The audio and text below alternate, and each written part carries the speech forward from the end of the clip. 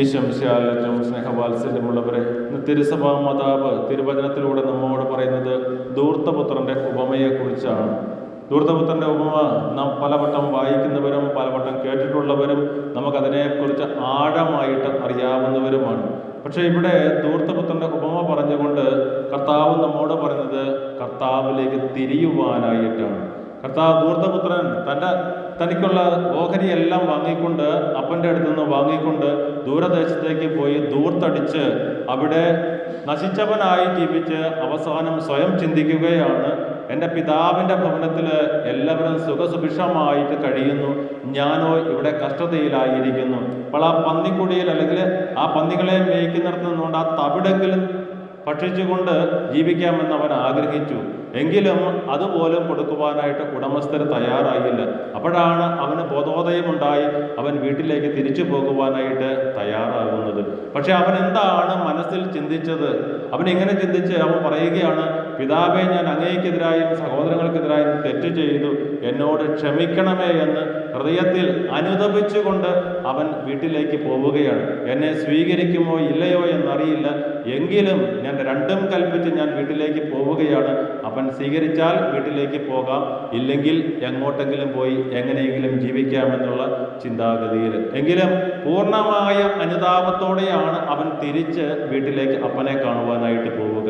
പക്ഷേ വീട്ടിലേക്ക് പോകുന്ന വഴിയിൽ വെച്ച് തന്നെ അപ്പൻ ഓടി വന്ന് മകനെ കെട്ടിപ്പിടിക്കുന്ന കാഴ്ച, മുത്തം കൊടുക്കുന്ന കാഴ്ചയാണ് നാം കാണുക. നാം ഒന്ന് മനസ്സിൽ വിചാരിച്ച് അല്ലെങ്കിൽ ഹൃദയം നൊന്ത് അല്ലെങ്കിൽ നാം അനുതപിച്ച് കർത്താവിലേക്ക് തിരിയുമ്പോൾ ആ പിതാവായ ദൈവം നമ്മെക്കാളധികമായി ഓടി നമ്മുടെ അടുത്തേക്ക് വരുന്ന കാഴ്ചയാണ് ഇന്ന് ധൂർത്തപുത്രന്റെ ഉപമയിലൂടെ നാം കണ്ടുമുട്ടുക. അല്ലെങ്കിൽ അങ്ങനെയുള്ള ഒരു പിതാവിനെയാണ് നാം കാണുക. പക്ഷെ പിതാവിന്റെ മുമ്പിൽ അവൻ ഏറ്റുപറയുകയാണ്, ഞാൻ പിതാവിനെതിരായും നമ്മുടെ സഹോദരങ്ങൾക്കെതിരായും കുടുംബത്തിനെതിരായും ഒക്കെ ഞാൻ പാപം ചെയ്തു. പക്ഷെ ഇതൊന്നും കേൾക്കുവാൻ ആ അപ്പൻ ചെവി കൊടുക്കുന്നില്ല. പക്ഷെ അപ്പൻ അതെല്ലാം കേൾക്കുകയും കാണുകയും അറിയുകയും ഒക്കെ ചെയ്തു. പക്ഷെ എങ്കിലും ആ മകൻ അത് സംസാരിക്കുവാനായിട്ട് അവനത് സമയം കൊടുക്കുന്നില്ല. അതിന് പകരം അപ്പൻ എന്താ ചെയ്യുക? അവൻ ഓടിയതിനേക്കാൾ അധികമായി അല്ലെങ്കിൽ 2 ഇരട്ടി സ്പീഡിൽ അപ്പൻ മകൻ്റെ അടുത്തേക്ക് ഓടി വന്ന് അവനെ കൊണ്ടൊന്നും പറയുവാനായിട്ട് സമ്മതിക്കാതെ അവനങ്ങ് കെട്ടിപ്പിടിക്കുകയാണ് ചെയ്യുന്നത്. ഇത് തന്നെയാണ് നമ്മുടെ തമ്പുരാനും നമ്മോട് ചെയ്യുക. നാം എന്താ ചെയ്യുക? നാം അല്ലെങ്കിൽ അനുതപിച്ച് കർത്താവിലേക്ക് തിരിയുക എന്ന് പറയുമ്പോൾ ആ അനുതപിച്ച് ഓടിയെത്തേണ്ടത് എങ്ങോട്ടാണ്? നമ്മുടെ കുമ്പസാരക്കൂട്ടിലേക്കാണെന്നാണ് ഇന്നത്തെ വചനത്തിലൂടെ നമ്മോട് പറയുക. നാം അനുതപിച്ച് എവിടെയാണ് കർത്താവിലേക്ക് നാം അനുതപിച്ച് ആ കുമ്പസാരക്കൂട്ടിലെല്ലാം ഏറ്റു പറയുമ്പോൾ അത് കേൾക്കുകയല്ല തമ്പുരാൻ ചെയ്യുക. തമ്പുരാൻ നമ്മളെ അടിമുടി അറിയാം. പക്ഷെ ആ അറിയാവുന്ന തമ്പുരാൻ നമ്മളെ സംസാരിക്കാൻ പോലും അനുവദിക്കാതെ അതിനു മുമ്പേ ഓടി വന്ന് നമ്മൾ ആ ഒരു മനസ്സ് കാണിക്കുമ്പോൾ തന്നെ നമ്മുടെ അടുത്തേക്ക് ഓടി വന്ന് നമ്മെ കെട്ടിപ്പിടിച്ച് തമ്പുരാനിലേക്ക് ആ വഴിയിൽ വെച്ച് തന്നെ തമ്പുരാനിലേക്ക് കൂട്ടിക്കൊണ്ടു പോകുന്ന കാഴ്ച നാം കാണുകയാണ്.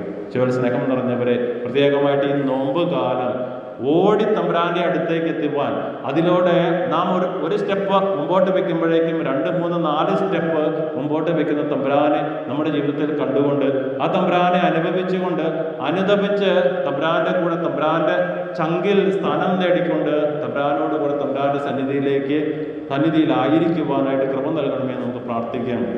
അതിനായി പ്രത്യേകമായി പരിശുദ്ധ അമ്മയുടെ മധ്യസ്ഥം തേടി നമുക്ക് പ്രാർത്ഥിക്കാം. ഇന്ന ദിവസം ശനിയാഴ്ചയാണ്.